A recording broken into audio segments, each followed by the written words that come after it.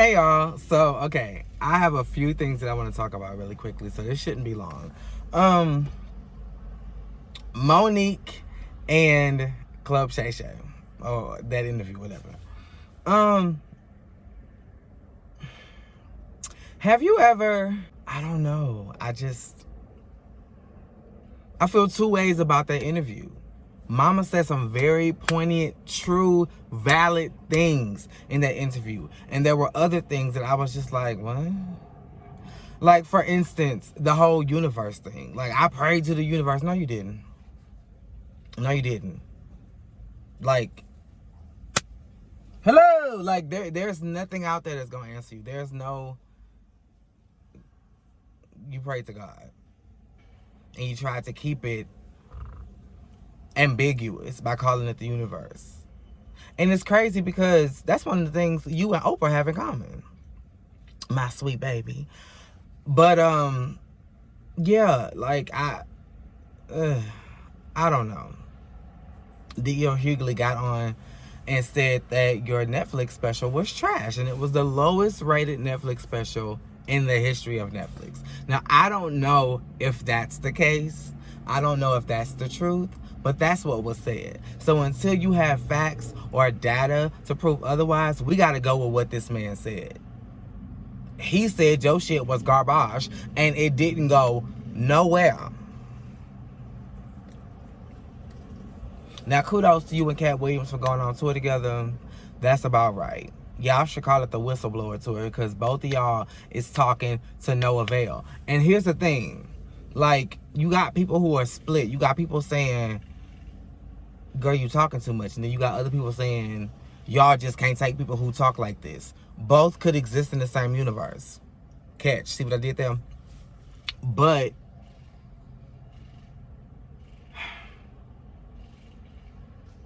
you can't get in a game as a player and think you gonna change the rules. You're not part of the board. You're not a coach. You're not a ref.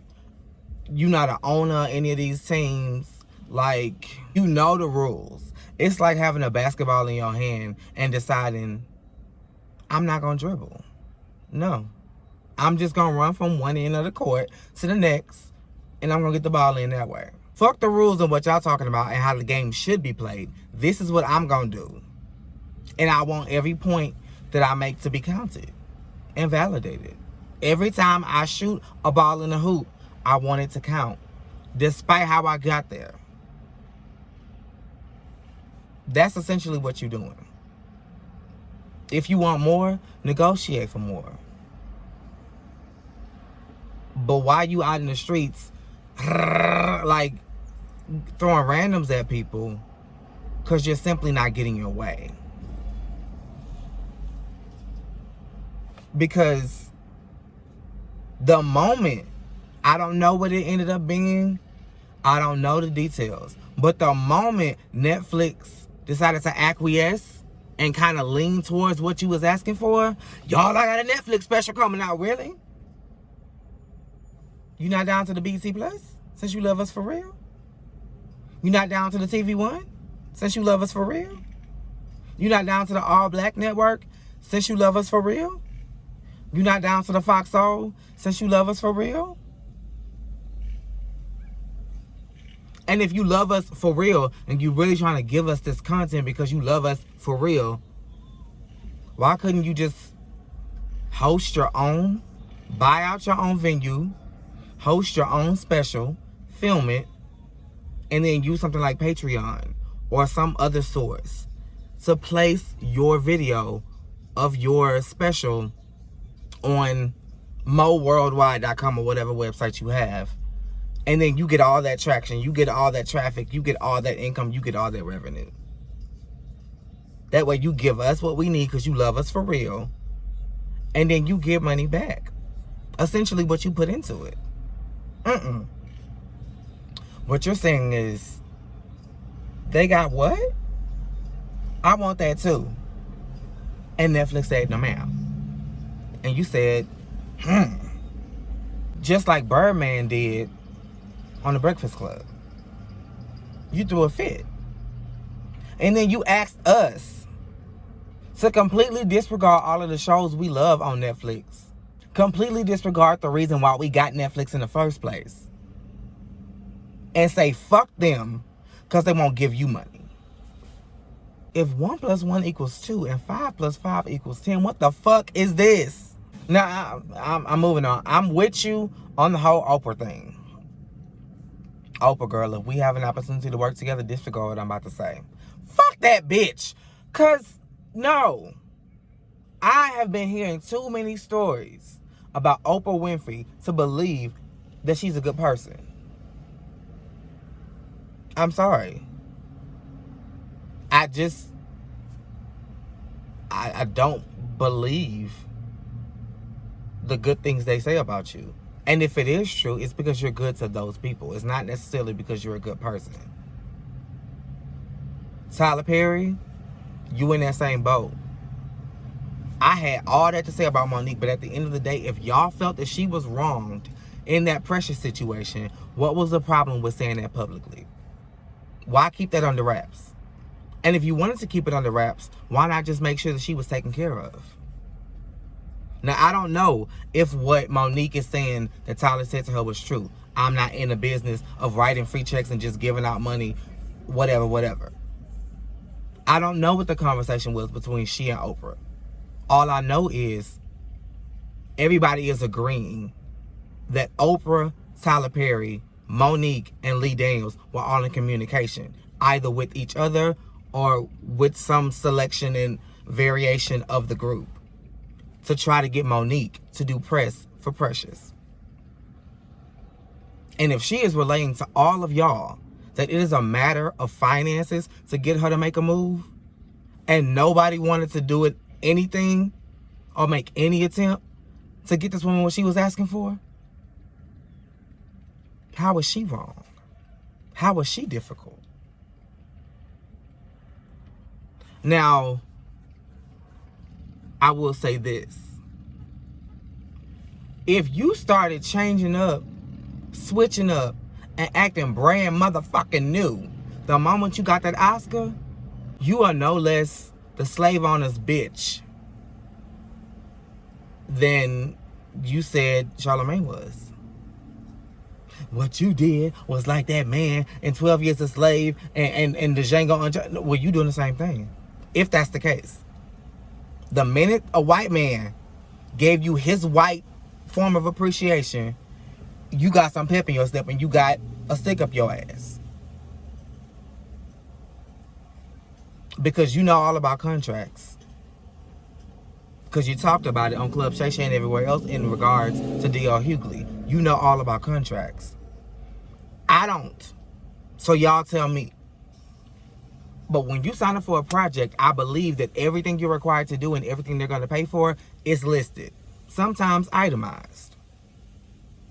So from looking at the paperwork, you knew before you signed the deal to only get $50,000 for this project, that promotional costs probably was not going to be handled by the team or by the production company or by the director. So were you clear with Lee, his team, and the world that is Precious, that you were only going to shoot and film this movie and not promote it? Because if not, then something in the water ain't clean. That's how I feel about that. Anything else I want to talk about? Really quickly, Netta and Charles, I love y'all. Auntie Abby, don't get on me, please. But I gotta say something. Y'all could have kept that tour. People canceling dates because ain't nobody booking for certain locations. And for the locations that y'all are hosting and are successfully booking, they not doing what they came to do. Now, I was wondering why all we saw was the prep work. We saw you getting your hair done. We saw you getting your makeup done. We saw Charles getting his haircut. We saw y'all on the way. Then we saw like close-ups of y'all in the venue. I'm like, then Charles. Thank God for Napperhead Charles. He panned that camera around in one of the venues, and it was more people in this car than it was in your venue. but y'all icons. You see why the internet clown you the way they do? Because sometimes we be knowing. Sometimes we just strolling and talking shit, but sometimes we be knowing. Now it's up to you to use your gift of discernment to know which is which. But sometimes we be motherfucking knowing. And this time we knew. We knew. I don't see any major revenue coming from this tour. Y'all ain't got no book out. Y'all ain't promoting nothing. I doubt that y'all have merch to sell at these locations. Like, I could see if y'all started a podcast and the crowd was going to be part of it and, you know, get to ask questions and be a part of the conversation. Like, what happens at these places? Do you cook a meal for Charles? On stage? Do we all just shake and gyrate and say, Charles, your lunch is ready to the person we came with? And then you sing your little song and then we go? Like, in the words of Cardi B, what was the reason? A tour is to promote something. Music, a movie, a book, a clothing line. What? Oh, y'all was doing this for this YouTube show y'all about to shoot. Like, I'm so lost. I'm so lost. But kudos to y'all. I heard y'all got married. Somebody, and I just saw the video. That's what prompted me to do my video. Because I'm just sitting there watching TikTok. Because I might as well talk to y'all. Somebody got a hold of your marriage certificate. I feel more connected to you, Netta, now than ever. I, too, was named after my father. I'm not the junior. I'm the second. But, yeah, I can see why you went with Miss Netta. Because for a long time, I wanted my own identity. I didn't want to be named after my daddy. I wanted my own name. Now I love my name. You obviously didn't. Because Netta is so far removed from Joe. And I thought it was short for Joseph. Your name is Joe. Joe Jr. JJ. What else? Beyoncé is gagging the girls. Yo, I ain't got fishy and cunty in a minute. I've been just chilling. Felt good, bitch. She coming. Oh, she coming. Jay-Z said what he said, and he was not wrong. This woman got more, just like Monique, she is the most decorated artist. She got more Grammys than anybody in the history of Grammys, and never once received Album of the Year. Now, of the 7 albums she's put out, I am not going to sit here and tell you that she deserved Album of the Year for every album. Bitch, I'd be lying. I'd be lying. But I can count at least 2. 3, give or take. And not even just based on the quality of the music, the cultural shift, the cultural impact. And when I say culture, I mean the culture of music connoisseurs, the culture of fans, not just one demographic. Mama moved mountains. And y'all told her, no thank you. And y'all wonder why she don't show up, why she don't perform, why she gives 2 shits about the Grammys. And what husband, who is also in this industry, who knows how the politics works, sees what she's going through, why would he appreciate it? Something tells me y'all honor Jay-Z because y'all just wanted him to show up. I'm not saying he's undeserving of the award, and that's a cute Grammy. I love that it's black. But MC Lyte wasn't available. Y'all could have called her down from the goddamn rafters where she was doing the announcements and gave her that award. Like, y'all ain't never gave it to Missy Elliott. Shit, okay. But he set y'all straight. The metrics don't make sense. And Taylor Swift has been in the game a fraction of the time, and she's won 4 times. We're not going to even talk about Renaissance and how it was a slap in the face that lost to Harry Styles. Outside of, you know, it's not the same as it was. Name one song on Harry Styles' album. Any Harry Styles album. Exactly. Harry is not moving mountains the way Renaissance did. Renaissance changed people.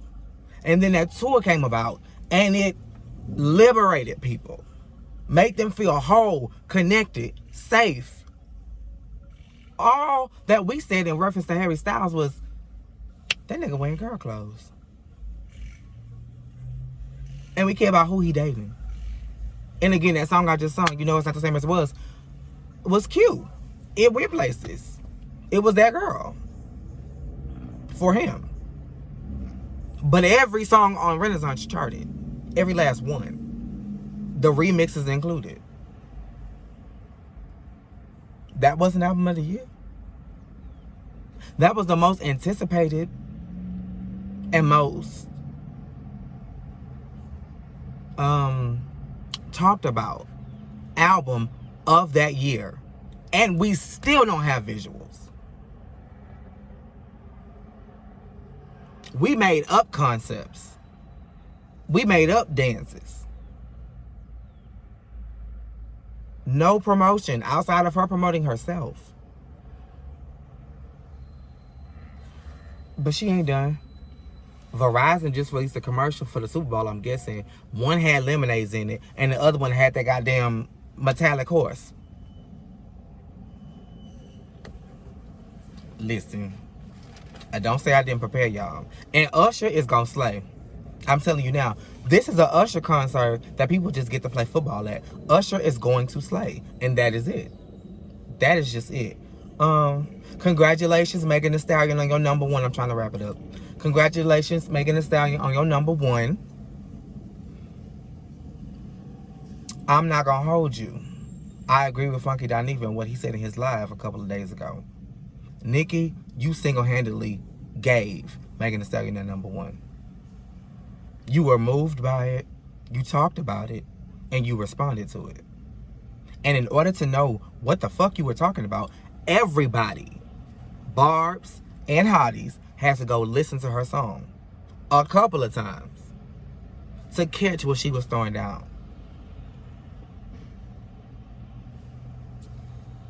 How many times did we listen to Bigfoot? And you got 754 versions of it floating around Apple Music. And she still beat you. Y'all can say it's manufactured. Y'all can say this or that and the third. Okay. I don't care how you get there. Just get there if you can. And that's what she did.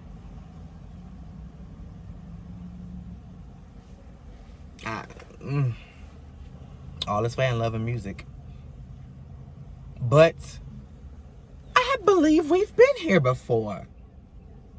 Do you remember? And there was one common denominator. Megan wasn't involved in this one, but somebody was. Do you remember when Queen had came out and it debuted at number 2? Because Travis Scott went to number 1. And she and all the Barbs said, oh, it's only because you were selling merch with your album. Oh, it's only because your baby mama was helping you promote it. Oh, it's only because of this and that. Well, that just sounds to me like this is a motherfucker who just believes in his project. Why would I not have merch going on just to keep everything moving and start a movement around this album? Why would I not? Why didn't you? You got a baby daddy just like he got a baby mama. The only difference is we don't give a fuck about Kenneth Petty. So if he tweets, everybody go get Queen, we gonna say, try to go get your kids. You know, like, we not gonna care. So it's not his fault that you in the situation that you in. Just like it's not Megan's fault that she went to number 1. I've said it before. I said it in the last video when I was talking about her, and I will say it again. She's a sore loser. Sore. I'm talking the bitch need icy hot, being gay, biofreeze. Like, you sore, mama. You need an Epsom salt bath. You sore. You are hurting. And it's like, and then it's tour.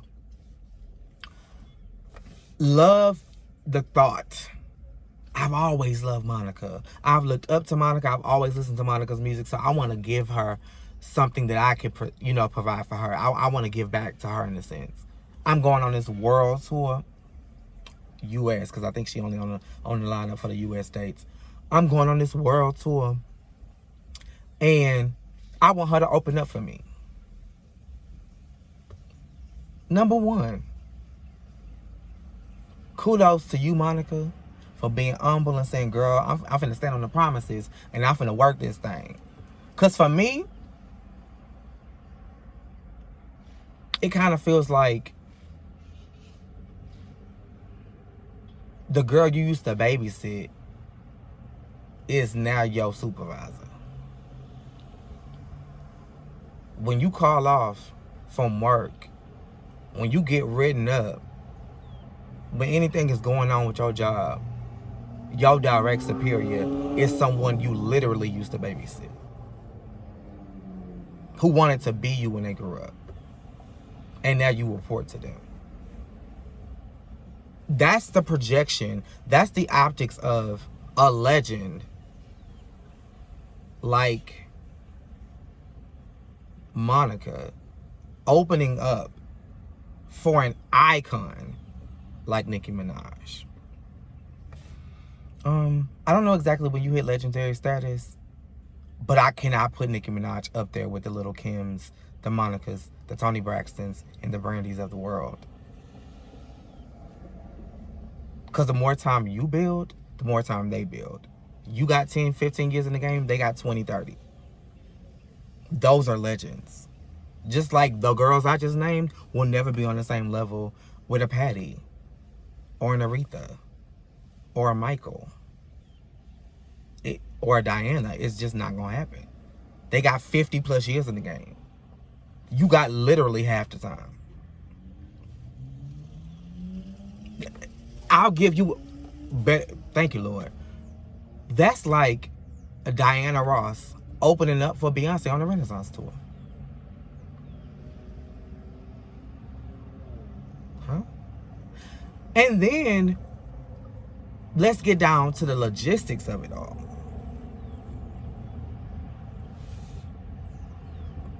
There's a very good chance that the people who love Nicki's music also love Monica.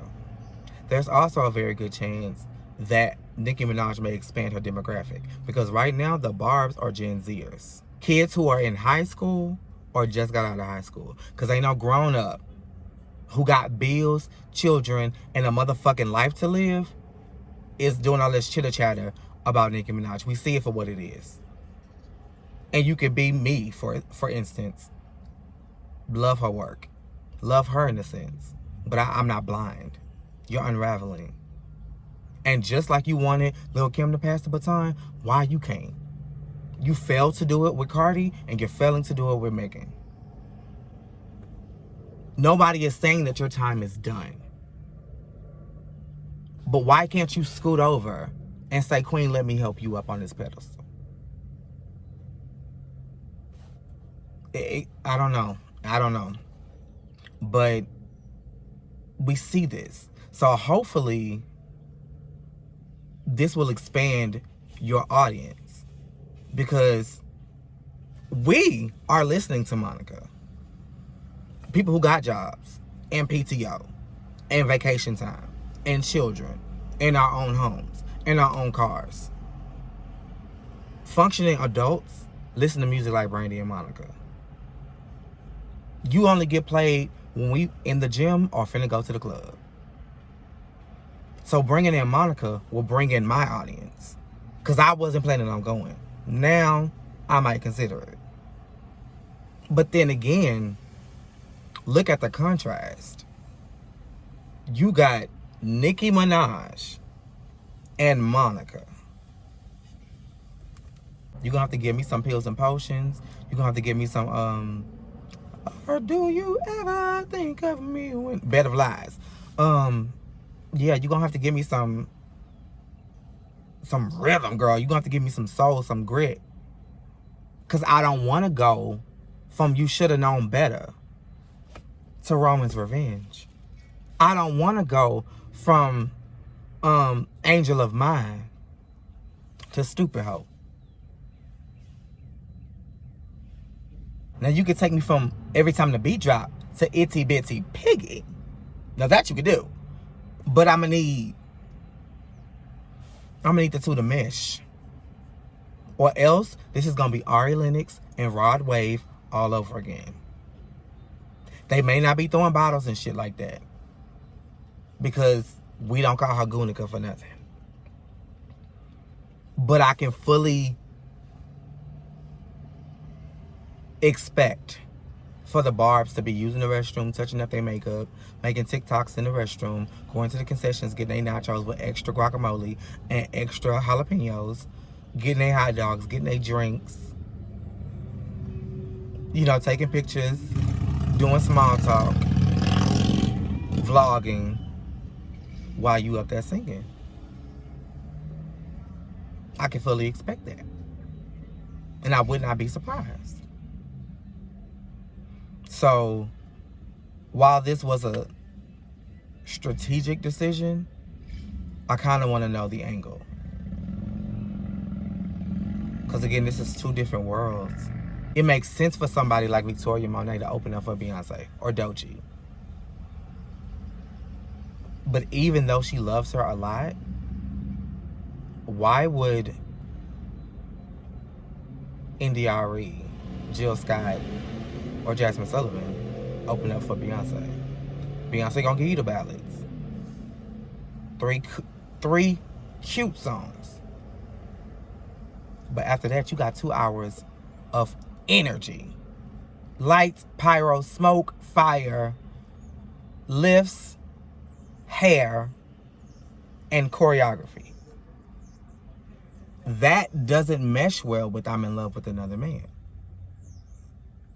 And maybe I'm beating a dead horse, and maybe it may turn out to be a huge success. But when she announced it, it just kind of threw me off kilter a little bit, because I was just like, I would never pair the two. Never. But okay. That's pretty much all I wanted. Well, anyway, I love y'all. Thank y'all for tuning in, and we will talk later. Bye.